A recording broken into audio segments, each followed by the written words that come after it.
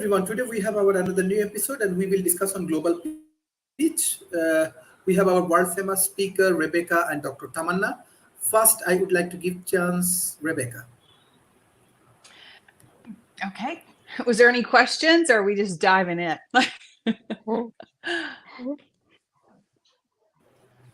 You just started with your thoughts about global peace. Okay. Well, I did want to say I did listen to last week's talk on global peace. And so my view is, I don't want to say completely different, but I'm more of an internal person. So I always see the outward vision of everything um, as an internal thing first. I learned that really young. And so um, peace to me starts with the individual.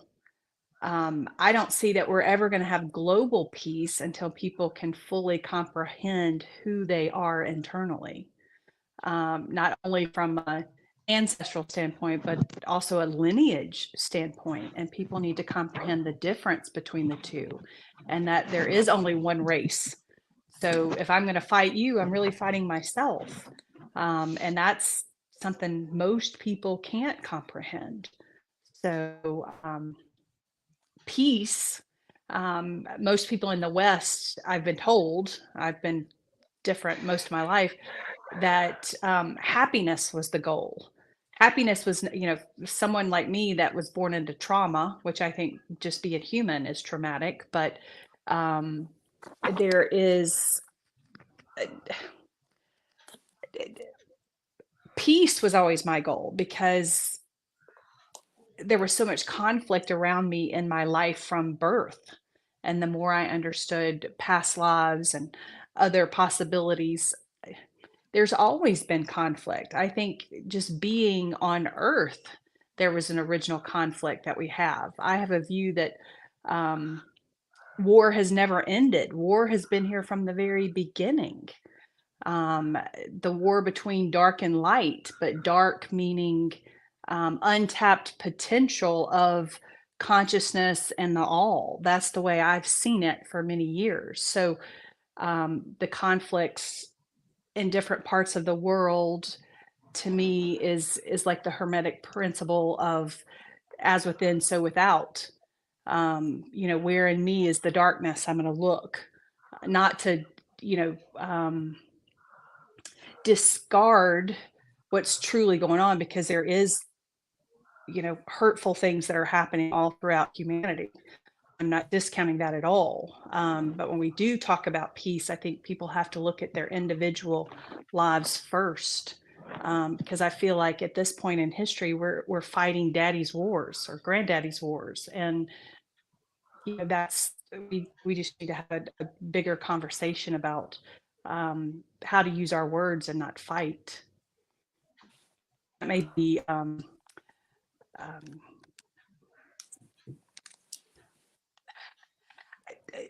unrealistic, but I don't think it is. I think that we've come to a time in history where we can talk it out with the right people.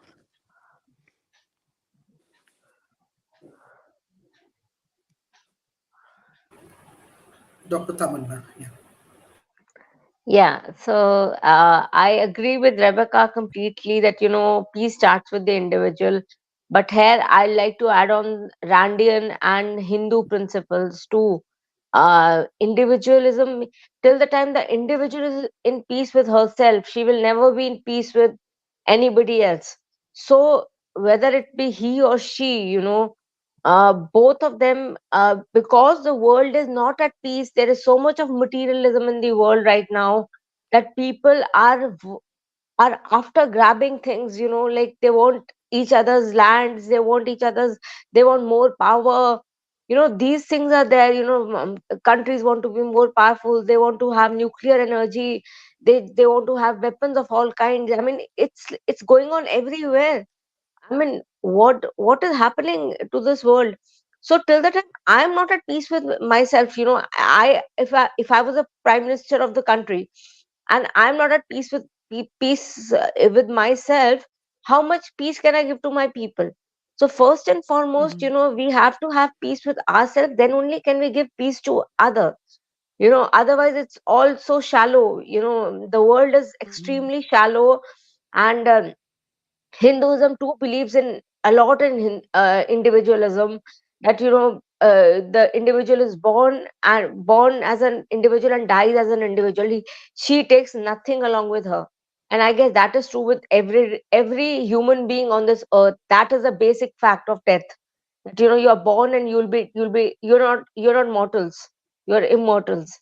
So Mhm. if all of us were to understand that principle, I guess the chances of war would be less. And if more of ethics are taught in our classes, so that principles like things like terrorism are reduced. So Mhm. and the whole thing about profit making, selfishness, increase of concepts like which Derrida like talked about hospitality, unconditional hospitality to people, who come from other countries to our countries, unconditional hospitality. Derrida spoke about it. So all these things would make out to be a world which is more peaceful. Mm.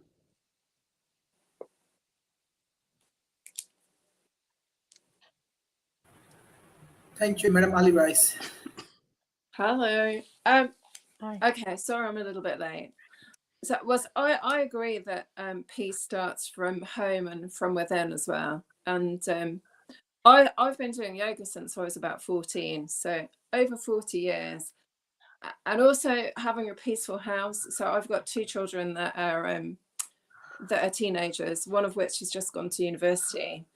And I think kind of instilling good values and respect for people, whoever they are and whatever their beliefs are, is really important. And I think kind of self-actuating. So I actually believe that we're born with a purpose and we've got unique gifts and talents. And if we're passionate and we follow kind of our natural course, we'll use those gifts and talents to make a difference in the world. So so I think that uniqueness and that diversity is kind of the beauty of the world, really. And I'm really lucky to have traveled around the world in the years. So I actually, because I'm an artist, I actually traveled. The key to enable me to travel and make an impact was my creativity. So I think that's really kind of key, because I've followed my passions, but I was on kind of a spiritual quest, really. And I was brought up very Christian, but I found Christian people very judgmental. So what was interesting as well is that the first time I worked abroad, I worked over in the States, but I worked with lots of internationals, and there were all kinds of people from all over the world. So one of my best friends is now from Moscow. I went to Presbyterian church and Mormon church. One of my closest friends was from Nairobi, and she was the most Christian, faithful person that I'd ever met as well. And I think the thing is that, and I've also worked in Malaysia as well. My sister used to live in Malaysia for 6 or 7 years. So I think the thing is, I said in the last forum that I came to, actually, that one of my favorite quotes is that I'd rather have my eyes open to wonder than closed by belief.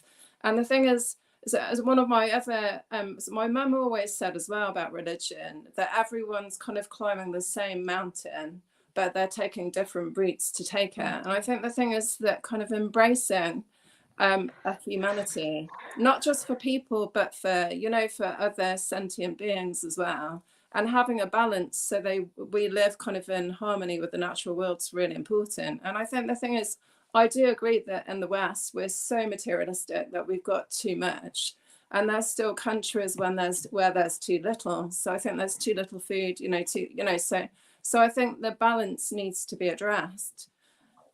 And it's really difficult to unpick things. And I think there's kind of there's a hidden agenda in the powers that be. There's a massive patriarchy as well. And it's really nice to see an all women forum. Not that I've got anything against men, but I think the we've been kind of conditioned for men to be in charge and be the providers and, have the last word.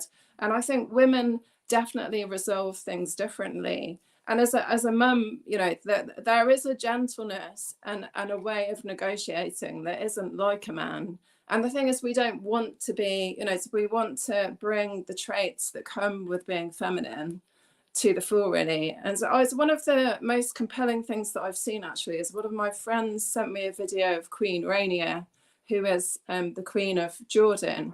And she was talking about the double standards and how the press and the narrative changes depending on whether there's an Israeli killed or a Palestinian. But the thing is that they're all civilians that are, that are losing their lives and their families and their, their livelihoods. So, for me, it shouldn't really matter who loses their life and whose child it is. It's still just incredibly unbearable. And, the atrocities that happened, nobody can justify them. But I don't think killing somebody else makes it feel any better. It just brings more pain, more division, more conflict. And what kind of world are we leaving for our children if that's what we're, continually perpetuating? It's just, and I think, in this day and age, we should know better than to resort to that. Yeah, that's my first thoughts. I want to add to what you were saying, Ellie, about this day and age, we should know better. Yeah. I'm not sure we should. That's the thing. Like, I see things different. Well, I just see it as from the grander scheme of things of humanity in general. We're still babies, and a majority of the beings on this planet, they still believe that, well, let me rewind. They don't even understand that their beliefs can change and that beliefs are programming. That's not who we truly are. So we're still operating from a very elementary viewpoint in history. Like, I feel like we're still, science is just now catching up and realizing that the human brain is not even fully functioning until 26, 28. We've already made so many really, really bad decisions by 26 and 28. Most of us as a woman have already had multiple children by then. So babies having babies. So what kind of world do we really have? I've actually worked in city government some. And so from a government, and I can't say that all governments see things like this, but the small city government that I worked within, if people rioted or picketed or any of those things, they flat out believed that that was a teenage state of mind, and that they had to operate in such a way to protect people from themselves. Because if you get a large group of people who believe a certain thing that's not true, and then they get a bunch of following, they're actually harming themselves and others. That's a mental health condition if you really break it down. So it's like we're operating from a very elementary state still. And I think that we have, and I'm saying we, just humans in general, I feel like America is just getting to this point of being a melting pot, and they still are trying to figure out, how does all these cultures work together when everybody believes something different? The only way to even get to that point is for people to comprehend the fact that beliefs are not facts. Beliefs are not universal law. Laws are not universal laws. Local mandates are not even law. So, you know what I'm saying? It's like the comprehension of these words that we think that when we hear on the media, which is really propaganda, not even the truth, okay? Most people take it as truth, and then they try to operate from that viewpoint. That's a very small, I don't want to use the word childlike because that will probably offend most people, but if people spout opinions when it's not even truth, that's harmful. And those type of people should not be in leadership. I don't like the word should, but anyway, that's a whole bunch right there. I think, to get back to the peace thing, it's like, we've got to look at religion and all these things and unpack beliefs. Why do we believe what we believe? And where does that voice come? And why was it put in? People talk about agendas. Why was the agenda put in? Ask why until there's no why. I personally believe that the beings here, that there are beings out here that know more than me, and I want to trust that. I don't have all the answers, but I feel if people come together in an adult manner and unpack some of these things that are going on in society, I think the darkness that seems to be spouting everywhere, from people's words to war to, killings to all these different things that, people say that are going on. I don't personally see that. I'm not discounting that it's happening. But if people would come forward and talk about these things, why is it happening? It's probably, from what I understand in history, is that it's revenge for something that happened the generation before and the generation before. Why are we still allowing history to repeat itself? Why can't we look at patterns and say, hey, this is going to repeat. Let's plan ahead.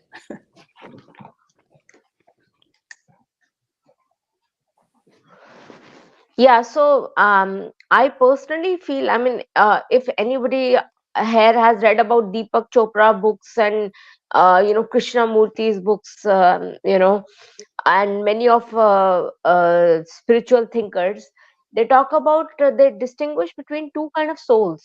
One is the old souls and the other is the young souls. Now the young souls are the ones who nurture hatred amongst themselves. Older souls, which are lesser in number, are more of them the sorts which are more loving, more empathetic towards the human beings across continents, and that is the soul which is less in number. And the younger souls are the ones who are spreading these kind of things, because it's only very few births they have taken, so they still have to evolve spiritually. So that is why they are destroying the whole world in this way. The hatred which we can see, I guess the war in between Israel and Palestine is all about hatred. Now Jews are unable to uh, forget. I mean, it really depends on a particular, I don't know, but probably certain people, certain races are unable to forget the hatred which they got during the Hitler's time. So they have not been, they are extremely revengeful for that particular aspect.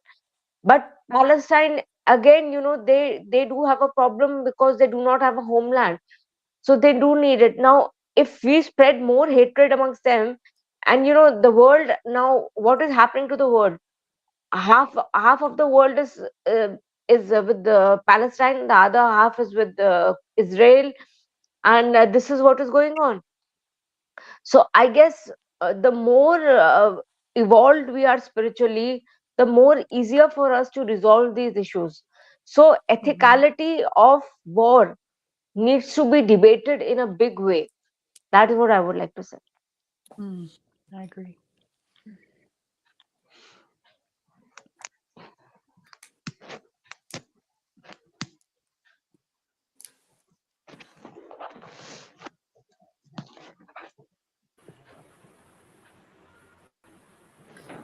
Thank you. Madam Ali Rice. Okay, because I think when you think about ethics as well, sometimes the ethics you believe in and the principles are essentially what you think is right and wrong, really. And I think there's such a polarity, even in cultures and what you think is acceptable. So, it's kind of, I don't think it's as black and white as people think it is. But I think the thing is that the compassion to be in someone else's shoes is kind of key. But, when you see footage, and I agree that, since 2020, it's been much more apparent how much propaganda there is in the news and how there is a push to just push one narrative. And people need to realize that, you know, that in any war, that as far as I'm concerned, there's no winners. Most people that die are usually young men, and I've got a young, you know, an 18-year-old that would be, you know, if there was conscription, would be conscribed to war. One of my best friends that lives in Moscow, her son, if she was in Moscow, would have to go to war, and he's studying over in the Netherlands, so fortunately he doesn't have to do that. But, you know, I can't imagine losing my child through a war, you know, regardless of, and I just think, you know, I'd definitely be a passive objector, because I wouldn't be able to kill anything anyway. So, and I'm predominantly vegetarian as well, and that's because I wouldn't be able to kill anything. So, you know, so I just think, but the thing is, if somebody killed my child or my husband, that you know, that everything inside of me would, you know, want some payback of some kind. You know, it's very different when it gets personal. So, and I think the thing is that you have to be the bigger person to be able to kind of accept it and try and be peaceful about something that's, you know, taking the people that you love most in the world away. And the thing is that, you know, the terrorism that happened, you know, that I grew up when the IRA were constantly bombing places in the UK. So, you know, so Birmingham is about 40 minutes away from where I live, and there were pub bombings, you know, and they didn't just used to deliberately bomb, so they used to put nails in the bombs so that, you know, that they cause horrific injuries. And, you know, so I think the thing is, it's not something that's not new, but I think the thing is, I think, you know, when 2020 happened, if you look at the patterns of when there's wars, we were due to have a war to reset all of the systems. And I think one of the things that happens in the bigger echelons of, you know, whoever makes these decisions and the elite, is that there was a reset that needed to happen for, you know, the financial industry, the education, you know, all those systems were broken in the UK. So, and I know in other countries the education systems aren't as established. So I think there's a massive difference between the West, who are actually just, you know, they're in so many kind of $1 trillion of debt. You know, the financial systems, you know, there is no money in most of the Western countries. So, and the dollar's not strong like it used to be. So I think the thing is that there's also lots of smoke and mirrors to divert people from what's really going on. And COVID, I still see it as going to be an excuse for the systems breaking down when they weren't sustainable anyway.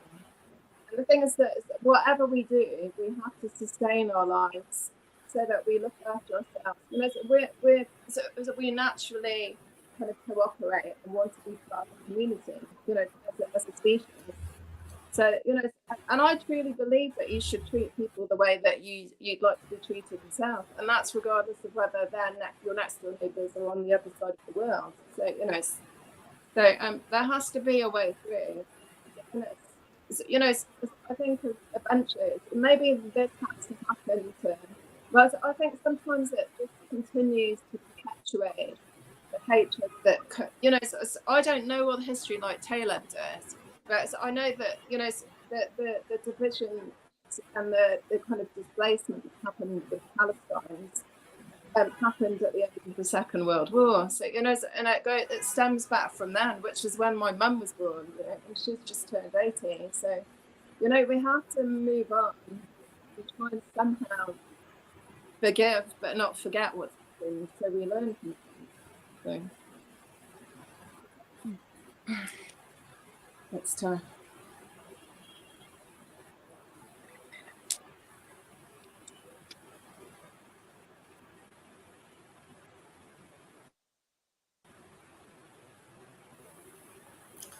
Thank you, Dr. Talib Raphael. What you want to discuss about global peace?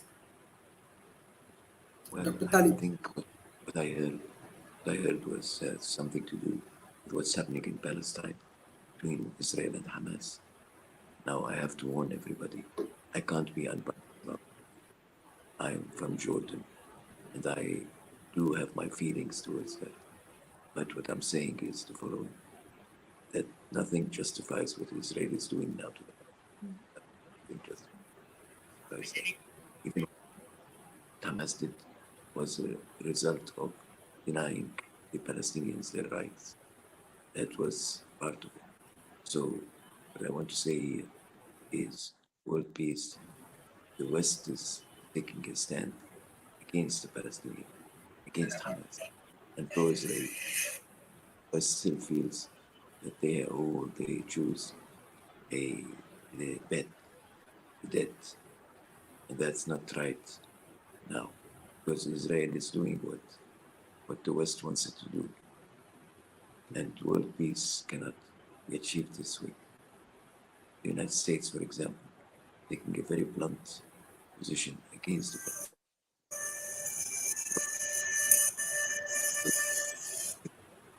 Think about very seriously. Thank you. Thank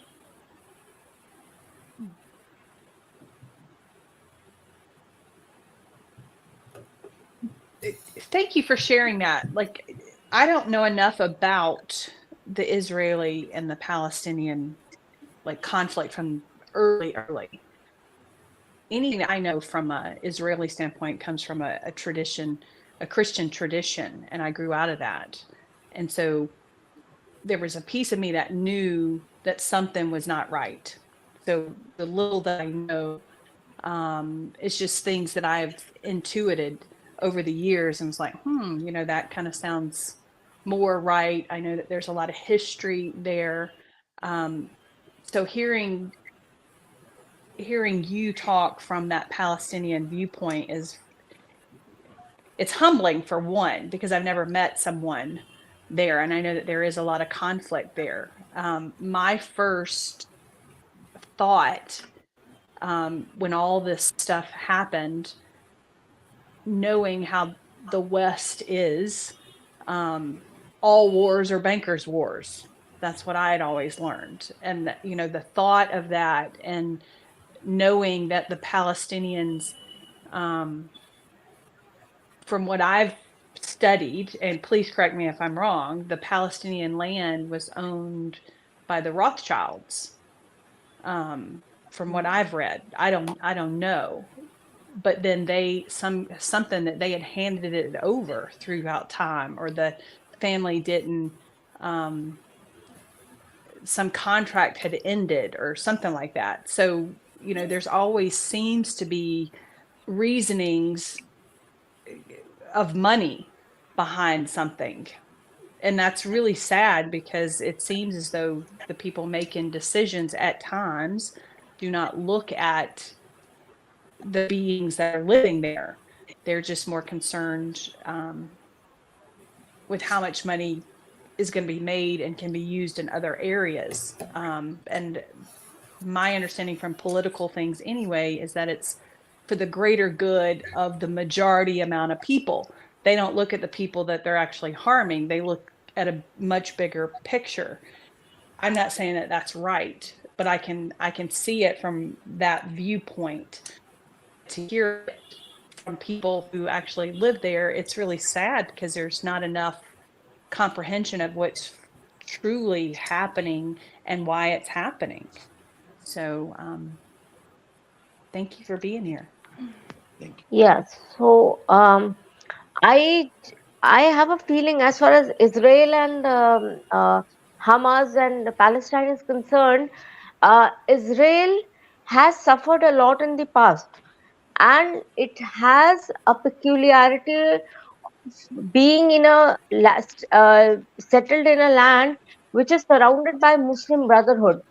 So they had to make themselves that powerful, so that is why US and the Western Bloc is supporting Israel. Now the world has got divided into Russia, China, Iran, Pakistan supporting, and the Muslim, many of the Muslims, they are divided themselves. But these countries are specifically supporting Palestine, and the other West is supporting the Israelis. Now the same is happening in Russia and Ukraine. Russia is being supported by China, Iran, Pakistan. India is also kind of neutral between the two. They want to solve the problem, but they have a soft corner for Russia. But yeah, so so world has got divided into these two places. So till the time we do not have ethics in our syllabi, where people are able to handle tensions, handle problems in a civic manner, deliberation happening, dialogue happening in the real sense, not just for the sake of it, but please prevent, because civilians have done nothing. Gaza's civilians have done nothing. Why are they being brutaled? There are only a certain section of elite who is profiting, rather than the weapon industry is benefiting out of it.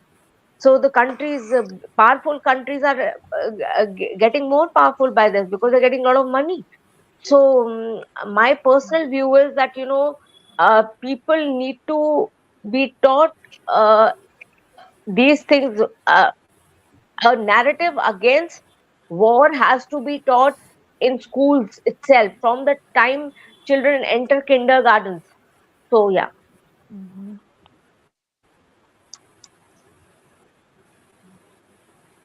I agree with that. The ethics part, Ali had mentioned ethics. I Thank was you, Madam taught Ali Rice. ethics from a Christian perspective, but then breaking out of that, when you think about ethics, it needs to be human ethics. Everybody needs to be kind of looking at the same kind of thing. If it's good for me, it's good for you. If it's bad for me, it's bad for you. Not from a religious standpoint, but just from a human being standpoint. That's where ethics needs to come from. So I agree with you. It needs to be taught from a very, very young, from the very beginning.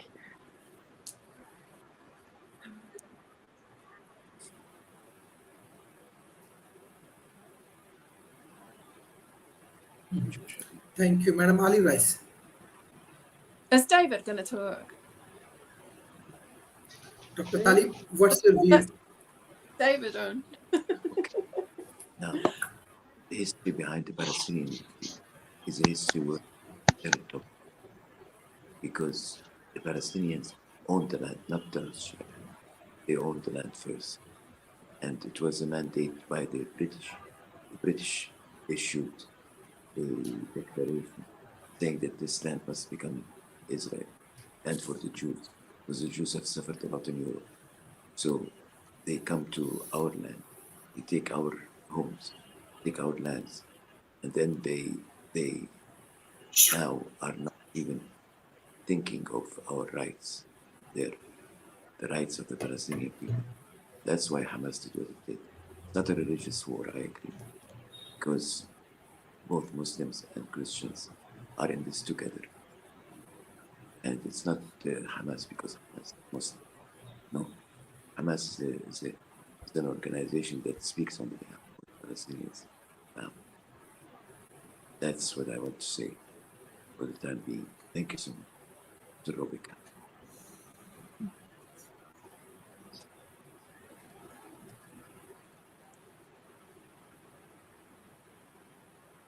David. Well, it seems like people would like Mr. me to David say, Smith. so I will go ahead.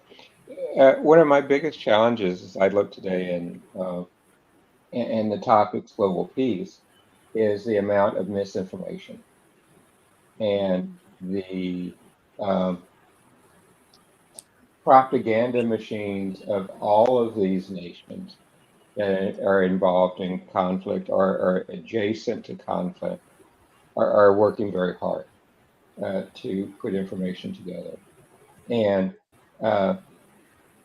it's very difficult to be able to decide what is the ground truth and what is happening. You see one set of information being disseminated, and then a day later, you see satellite images and other things that dispute that misinformation that was given out. Then you see live video that disputes it as well. But that type of disinformation is being done by all the parties. And so it's very difficult to really get a handle of what's going on. The other thing that's very difficult and for me to understand is the base premise behind leadership actions. And, for example, I understand the challenges in the Gaza Strip right now with fuel and other things like that. But I also know from people I know who are in the region that there's fuel being stored in Gaza and it's just not being given to the hospitals. And so it's part of me is trying to understand leadership actions. And I personally believe leadership actions are on all sides are detached from the will of the people. It's like when we talk about technology and things like sustainability and we often come back and say it's the day-to-day people who can make the difference and they're just not informed, they're not educated. And I believe that's partially the case here as well. And then I see conflicting information coming out of even countries. And Dr. Tlaib, I'm not for sure of the variety of this because this is having to do with Jordan, but I know with you being on the ground there, it really is there. We see one thing where one of the Jordan brigadier generals, Hayir, I believe it is, has asked for Patriot missiles to be delivered from the United States to Jordan as part of the defense. And yet we also know that Jordan is being very, very supportive of the Palestine citizens as well, and in the Gaza. And so where, to me, I understand both sides of that coin, but to me it goes back into this information fog, this misinformation that I'm talking about. And I see sources where it's a balancing act. And I understand it's politics. I understand it's trying to look out for different elements in that. But those are the things that make coming to a ability to end a conflict difficult to do. And I understand all the different elements, but to me, particularly as we look at the Middle East, and even more so than at the Ukraine and Russia, is there are so many different parties involved with conflicting approaches. And honestly, so much misinformation.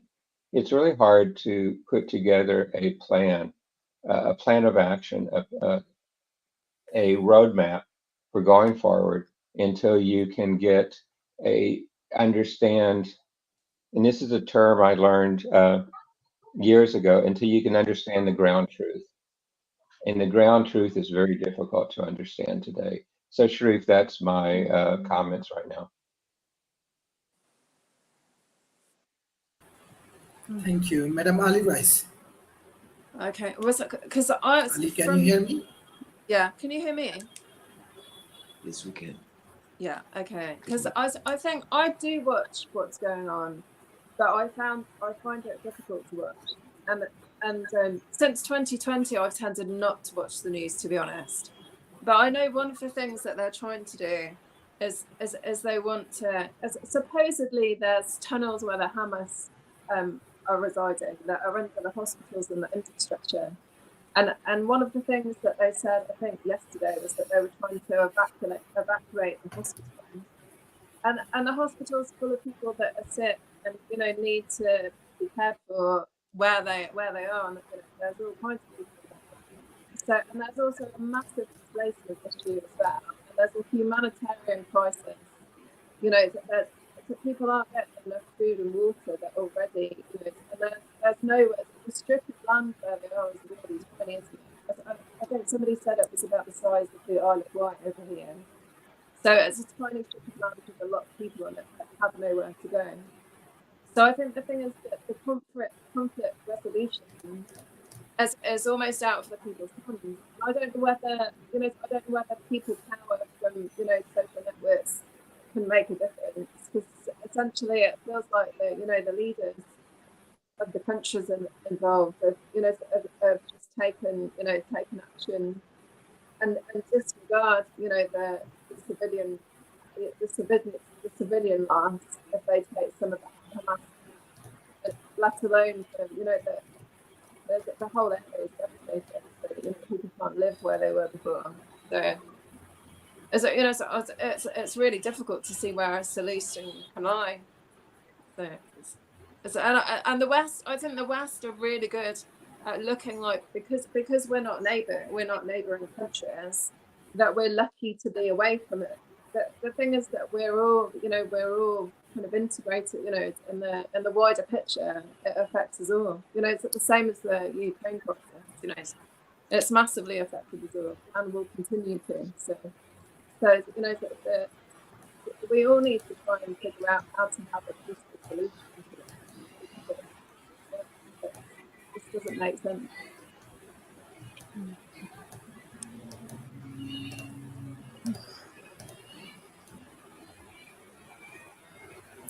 Madam Rebecca, what's your closing remarks for today's session?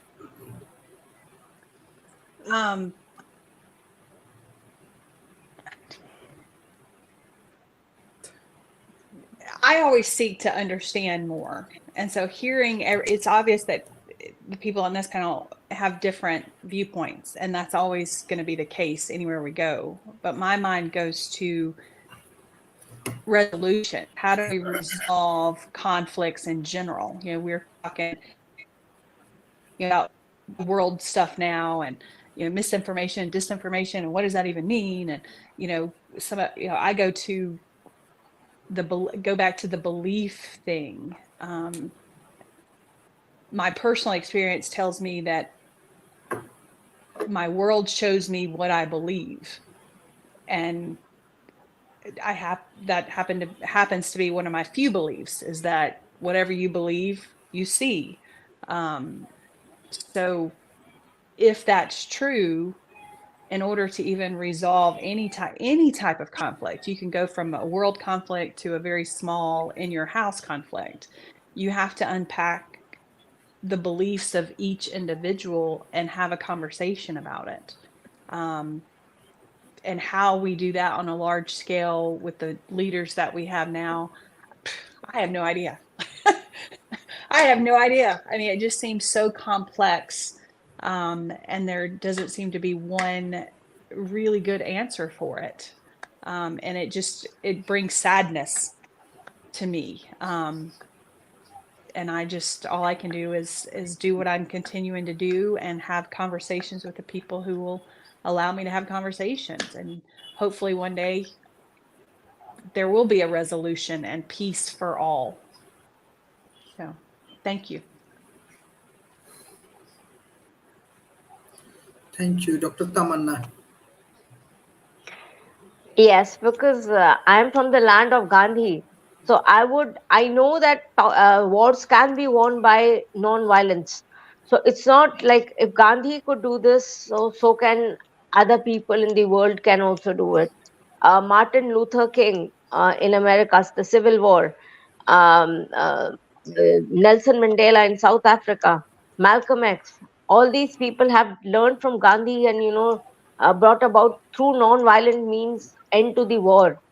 So I guess if we need to majorly focus on issues of non-violence, so that the I mean, people who are prone towards violence, they understand that, we can, rather than resorting to terrorism of any kind, I don't mean to say just belonging to one religion, but terrorism can be to belong to any religion. So terrorism of any kinds, between humans, for example, an individual can be a terrorist without being belonging to any religion. Could be an atheist, shooting in US. What kind of terror attacks are those? So it doesn't mean that it has to belong to a religious group. It's about the individual mentality.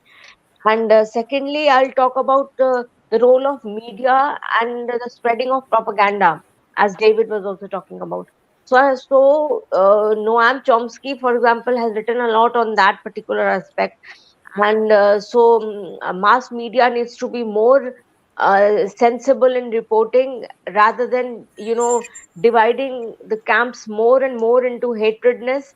They should focus on the need for more uh, rightful news, news, rather than news which is more a propaganda, rather than something which is slightly realistic, because getting down to the ground zero is almost impossible, but at least something near the truth.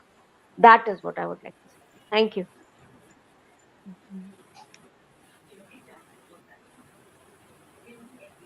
Thank you, Mr. David Smith. This is a complex Mr. David. subject and one. This is a complex subject and one which I think uh, it has emotions, it has misinformation, a lot of things associated. I go back to my friends within the region, my travels through the region, the fact that if I go back to my core philosophies, I believe I'm a descendant of Abraham, as well as many of the people and religions in the region are as well. And I go back and look at the philosophies, the things that were spoken from that time in ancient time going forward were about peace, working together, creating the nations of the region to coexist and be with each other. And I believe that should be a goal we should have with the global peace that we're going through today. I also believe that, and I see this in myself, I very much see this in myself. I have always been taught I'm not perfect, that I make mistakes. And what I need to do is learn from my mistakes. I believe that is a good advice, not just for individuals, but for nations as well, and for groups of people as well. None of us are perfect, and that we are making mistakes, and that it's there. Also, I know that the fog of war is intense. I've been able to see some of the maps of the tunnels that y'all mentioned earlier. And many places, the tunnels uh, are in the same places that you see things like hospitals and schools and as well. So it's very hard to separate what are the appropriate actions you can undertake when things are like that. But I also know that at the end of the day, it's the individual people who are hurt. It's the individual people who die. It's the individual people who are displaced. And that is where peace should focus on, is what to do with the individual people. Um, I have seen live video of what happened during the Hamas it, interventions inside Israel. I've seen live video of what's happened inside of the Gaza Strip. And to me, both of those have challenges. Both parties have blame in this, but both parties all need to come to the table and work out a way to minimize the pain and suffering on both sides of the table. The regional relationships are confusing to me, and I think they're confusing to even the citizens within the area. But the promise is if we can communicate, and if we go back to our roots and understand what's happening, there is, I believe, a ability to use negotiations, to use the global community, the global court community, the global aid communities to help bring some stability to the region. And I know there's emphasis on speed right now, but I think we need to look and go in what's called all deliberate speed to make sure that the parties can work in their own interests, and but more importantly, the interests of the people who live there, to come up with a peace. And I see that Sharif is gone, so Dr. Talib, I guess I should pass it to you. Thank you so much. Now, I want to comment on what you said first. It's the issue of communication. Communication is very important here, and communication is in the hands of the Israelis now, unfortunately. They are the ones that are controlling this, especially in the United States and in the West. So, communication is a problem. But I want to also comment on what Dr.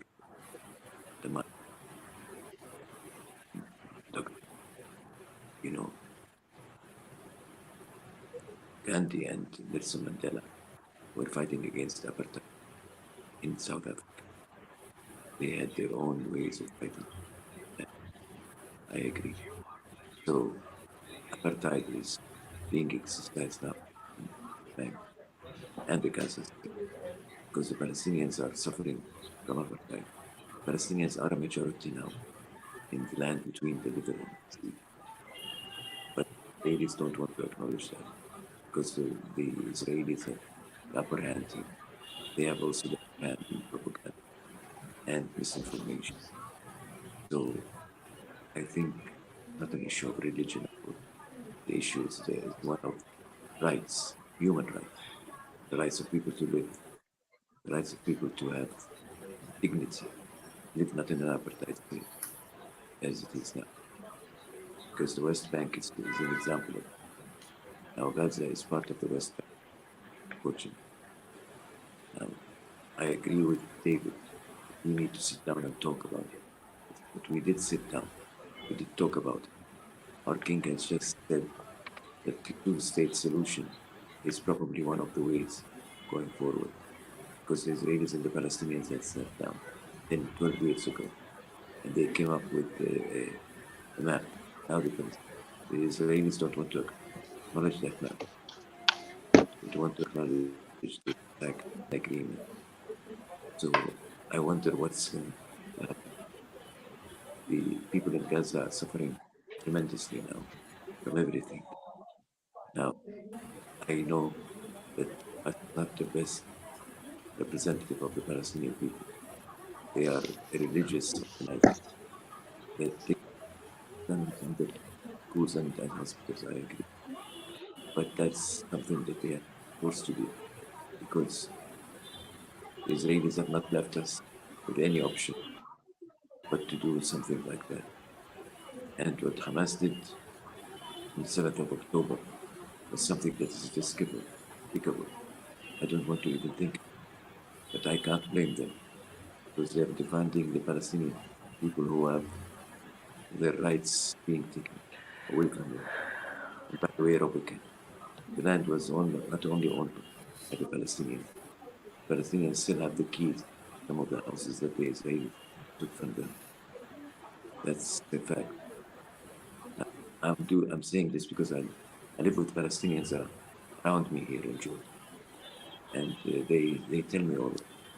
Now I cannot be biased in this, but I am biased, and I am pro-Palestinian. Now, with all my heart, with all my intention, especially that I saw what the Israel did in Gaza.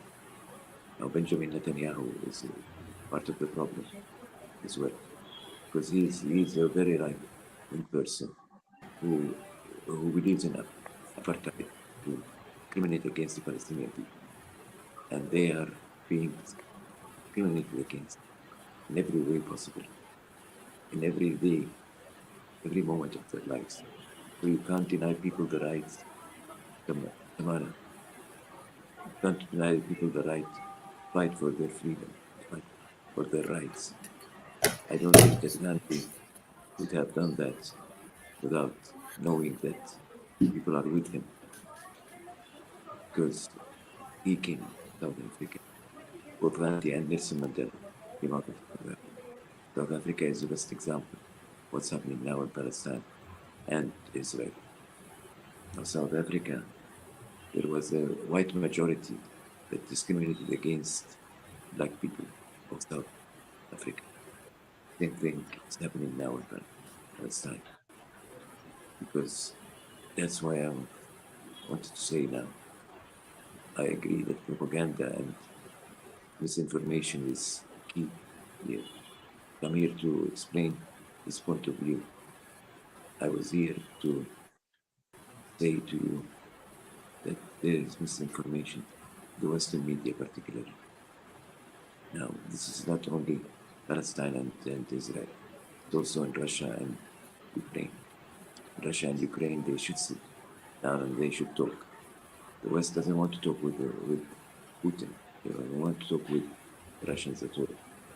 So I'm wondering what's going on in Ukraine now. So that's what I wanted to say for the time being. Thank you so much, Sherry. Thank you for bringing me on this very important. Thank you.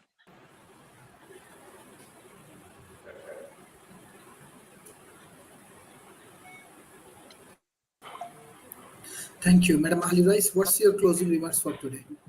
Okay, it's a tricky one, isn't it? But well, from the coverage that we get on the BBC, the BBC see Hamas as terrorists, and as terrorists, they generally don't negotiate. So essentially, I think the thing is, ideally, if everyone could get around a table and negotiate. But I think that the rift and the division between the Palestinians and the Israelis goes back a way. Like, is it 80 years or something? Or 70 years?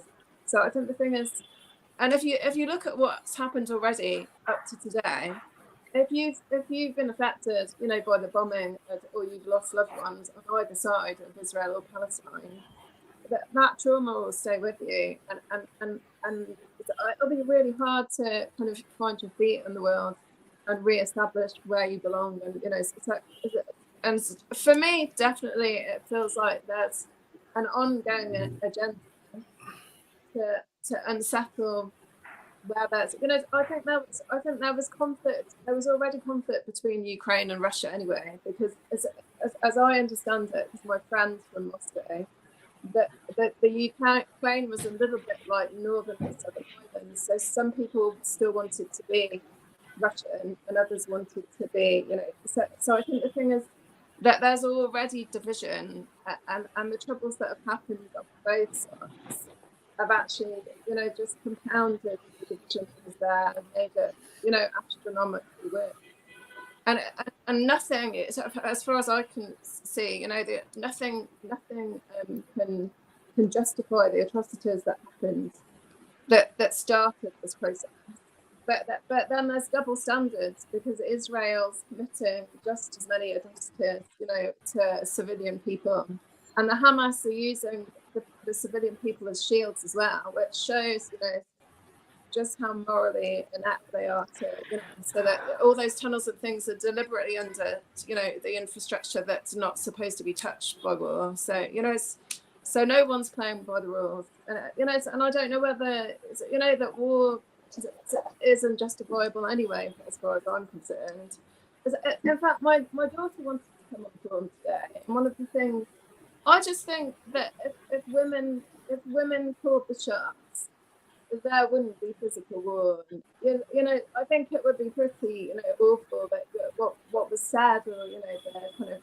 I just think that the element of destruction and loss of life is just unbearably sad on both sides, and sooner or later, it's got.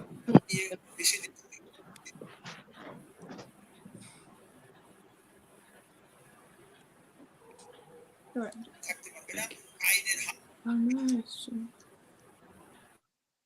Thank you. Thank you everyone for joining today's sessions. I request all of our audience as well as the speakers, please share our content with the government agency, corporation and academy. Thank you. Bye-bye and take care. Thank you. Bye. Bye. Thank you all. Bye. Thank you, David. Thank you, Robert.